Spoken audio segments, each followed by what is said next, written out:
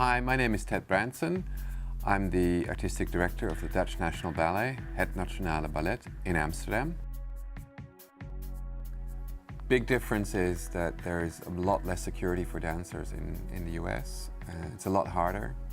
There's a lot less support for the arts in general in the US. So it's much harder for companies to bring challenging rep that is not known, to push dancers that are maybe not so known into prominent roles early on. So it's a lot tougher in that respect, and there's a lot less room for creation and for new developments. On the upside, I think in the States there's a much tougher work mentality. Dancers know that they have to really be out there and perform and give 100%, or they'll just lose a job. In Europe, in a lot of companies, there is a great job security, but that can also make people sit back and take it easy and sort of fall into a fake sense of security, a false sense of security. And actually, that's the way down. The moment you start relaxing, that's when you start to go down. And I think what I admire in American dancers is an incredible sense of purpose and a sense of energy and a drive, because if you don't do it, no one else is going to do it for you. And if you don't make sure that you're on top of your game all the time, you're just going to be out without a job. That's a mentality that I often really like. I really love working with American. There's a freshness and an eagerness to a lot of American dancers that is very appealing and is really wonderful to work with. And I think a lot more European dancers could take it. And a sense of like, oh yeah, I'll try that, Okay, I don't know how it works, I'll try it. Not being scared so much. Plus American dancers tend to be trained quite tough also physically, which results in dances that can be really powerful on stage. Maybe not always stylistically as refined as some of the European trained dancers, but a great sense of energy, and I think that appeals to me personally a lot. Where would I like to see dance heading? I would like to see dance heading to a situation where there's more and more younger people also being interested in ballet as an art form, in dance in general. Dance in general, I think, is getting a lot of attention, and it's an art form that it speaks to so many people in so many different ways, so directly, and yet contemporary dance and ballet are often seen by a lot of people as something that is removed, that is far away, that is alien to them, that is elitist, that is hard to understand, that's not easily accessible, that is expensive, and not for them. And it's not, for most people, especially in Europe, a ticket to the theater is really not unaffordable. You can get a ticket to the theater for the same price as you get a ticket to the movies. And you get a completely different sort of experience. You get live people, you get people of your generation, the best bodies in the world, because dancers are usually, pretty good looking too. Fantastic athletes doing something that they've trained for 15 years often, for this one moment of magic. I think it's an exciting art form, and it's an art form that is of our time, and I wish more people would be able to see that. I think we're going in the right direction, but a lot more needs to be done. And with a changing society, because our society here in Western Europe is changing a lot, there's a lot of people that coming into our country that have not been born here, that have not been raised on Western values. It's important to incorporate everybody who lives in this country into this art form and for us to learn also from these different cultures.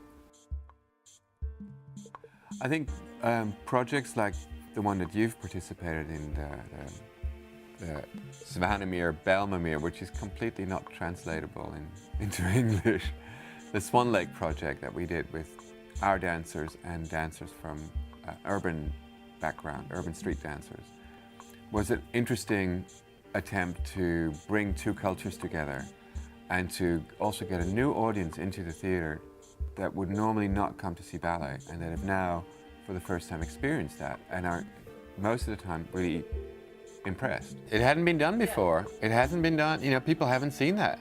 So they were like, wow, that's exciting. And for you as a professional dancer who also goes through, different genres, I mean, for a lot of ballet dancers, this would have been like, whoa, completely scary and weird. And if you have, like you and Ruby, who have a completely different sort of experience and background, it would be kind of obvious. But for most people, this was an eye-opener. And that's what we sometimes also have to remember, that, okay, we have to not dumb ourselves or our art form down, but you have to make it possible for people to see what you're passionate about. That's one way. We also see that with some of our classical titles, there's a new audience coming in. When we did Bayadere for the first time, there was a whole group of Indian ladies that came to see us in Saudi, and they recognized their culture, even though it's completely fake Indian, seen through some weird Russian 19th century perspective, but that there was a link there that they could understand.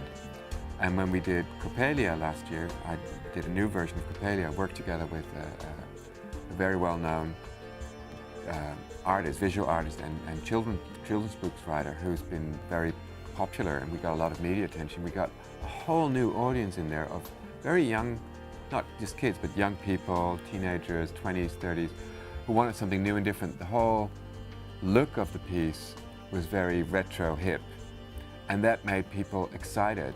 And we got people who would never go to ballet come in and love it, and they came back to see other things. So that's, you have to work on different levels.